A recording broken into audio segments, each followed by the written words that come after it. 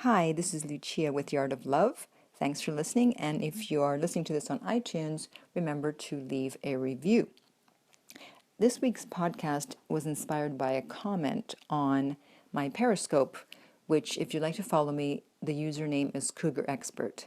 Same as my Twitter name, all one word, Cougar Expert. So the comment was, I want someone so bad. To which I responded that came across as needy. It's like saying, I want a cigarette so bad, or I want a drink so bad, or I want chocolate so bad. And when you want something so badly, you're not coming from a position of strength. What you're doing is you're looking to fill a void.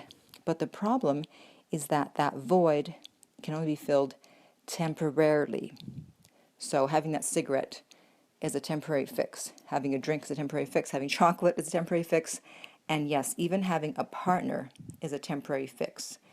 Because you may be happy when you first get together with someone, the first 3, 6 months, even a year is bliss.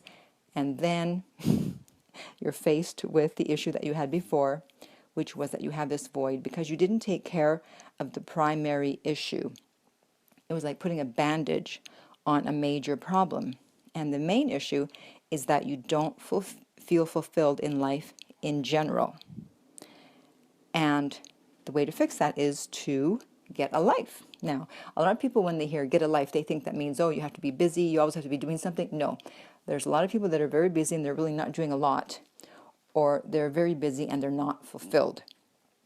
The main way to be fulfilled is to have work that you enjoy, because other than sleeping, work is usually what you're involved in for a major part of your day. And there are a lot of people who are in work or jobs, situations where they're not very happy, but they feel they have to do this because they have to pay the bills. They have to have a certain amount of money coming in.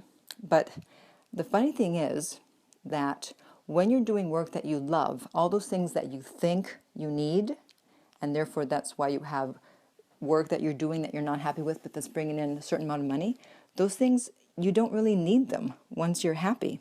You don't need a certain car. You don't need to live in a certain place. You don't need to have certain shoes for women or certain handbags.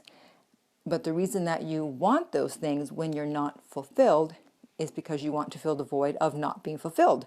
So therefore, I'll go to this job that I'm not happy with, but then to make up for it, I'm going to live in this neighborhood, I'm going to drive this car, I'm going to wear these clothes, but it's just a vicious cycle.